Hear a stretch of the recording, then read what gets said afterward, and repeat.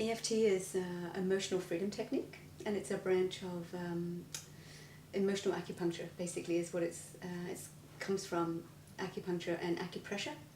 So it works the same with the meridians, the same as acupuncture does, but it doesn't have the needles to stimulate the energy. So it gets rid of stuck energy that you might have around traumatic emotions and memories. So what are the techniques, or how does it work? Basically it works by tapping various energy points around the body that all have an emotion and an organ attached to them. So there's various points all the way around the face and on the chest and on the hands, and reflexology on the fingers. And you can concentrate and focus on a particular memory, and whilst you're tapping on that, that causes a vibration which moves along the meridian to wherever you're holding that emotional charge, and it rebalances that part of the body. So whenever, because we're energetic beings by nature, or electrical, which is why when we have a heart scan or a brain scan, we're hooked up to electrical equipment to measure the activity in the brain or the heart. Whenever you have any kind of emotional distress or disturbance, it causes the energy not to run straight up and straight down, and it tweaks out to the side, which causes an imbalance. And if that's left untreated, it can cause disease. So by tapping, which is vibrational energy or kinetic energy, like throwing a rock into a pond, the ripples that come out affect the same as when you tap on various points around the body. It sends that vibration along, and because you're focused on a particular memory, the emotional charge that you have to that memory just dissipates, and that body becomes rebalanced, and the disease no longer needs to be in the body. It looks really odd and it's really simplistic, but it's really, really effective, and it's becoming really widely used and known, and because the results are phenomenal. You can get rid of years and years and years of trauma, and from post-traumatic stress disorder to anxiety to complex schizophrenias and bipolars and all those kind of heavy emotional negativities. You can get rid of them by just doing that, and it seems too simple and too fantastic. So I invite everyone to place their belief system on hold and try it first, then judge it. Are there any words that go along with it, or we just tap? Or you don't have to. A lot of people get caught up with words, and then you get confused. I don't know what to say, and I don't know where to tap. You really can tap anywhere around the body, but because you're focused, you don't even have to say words. You can actually just focus on feeling sad, focus on feeling angry, focus on feeling disappointed, humiliated, whatever's going on that you want to work on. Whilst you're focused, you can just tap on the karate chop point, which has all the meridians end here, and they all end at the top of the head as well. But the other points are, say specifically, rage and anger, or guilt, or so there are various points that have particular emotions attached to them. Again, that's derived from Chinese acupuncture, which is where they would put the needles to stimulate, which is how this was found in the first place. Be willing to place your belief system on hold and then try it, because what have you got to lose? If you try it and nothing happens, well, you can go back to believing what you believed already.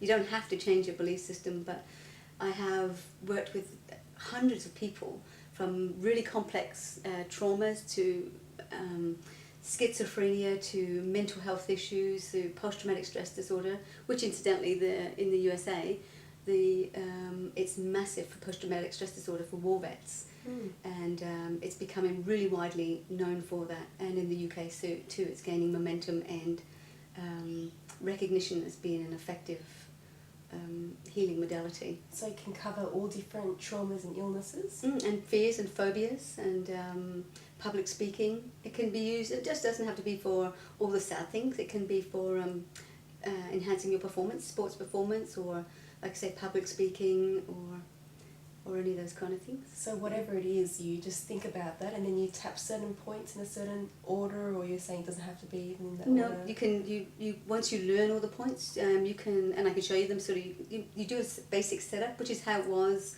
set up. We must do this 3 times. So you would say, even though I have this fear of spiders, I deeply and completely honour and accept myself. And you have to accept that you are afraid of spiders. So before you can actually start to get rid of the issue. So usually most of our issues are set up in childhood. All our programming and belief systems come from an incident that happened during childhood, and whether that belief is true or not. If you believe it to be true, then it is, and everything that occurs into your life confirms that belief, because that's what you believe. So you bring in people and things to confirm that belief.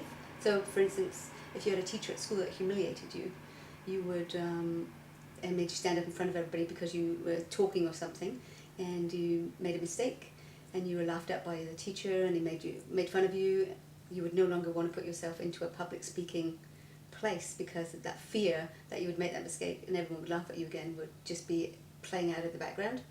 You might not even be aware of it might just be a subconscious thing. So you would bring circumstances into your life where you were constantly being put in the face of public speaking, having to do public speaking, and you'd be too scared, and then you'd have this whole stress attack, and it would all just go pear-shaped, and you would make a mistake because that's what you believe because of the setup, because all our beliefs go in with emotion attached to them.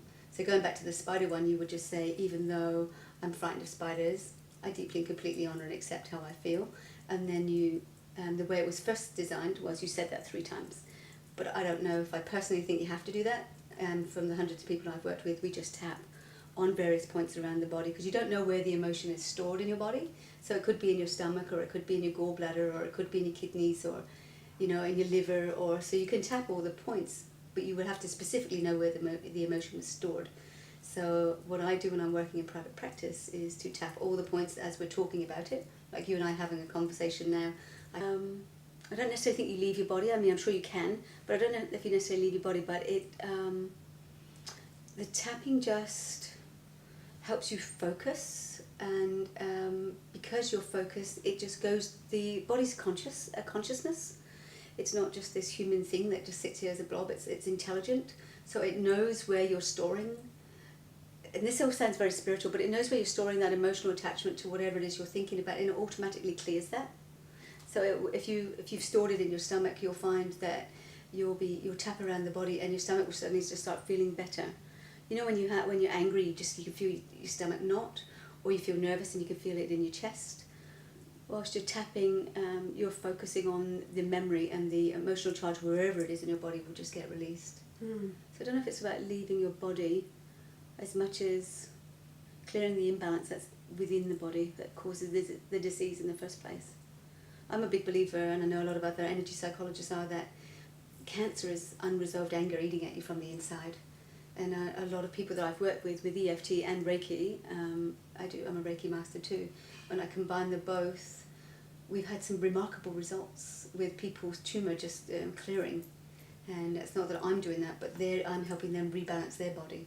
So once we take back control of our own health and well-being, rather than waiting for doctors to fix it or prescribe a drug or someone else to make it feel better, or your partner to make you feel better, and you take that back on yourself and go, what am I doing? Am I eating properly? Am I meditating? Am I exercising? Am I putting things in my body that I shouldn't be? And start analysing your whole lifestyle and where you've come from and what you're doing.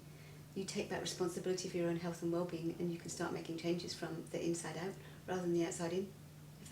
Because of the emotional freedom, actually, which is why EFT is emotional freedom technique, is the emotional freedom that you get when you release sabotaging beliefs and behaviours. Because we all have belief systems that we've grown up with from conditioning, and we're products of our parents and of the influential people in our lives as children.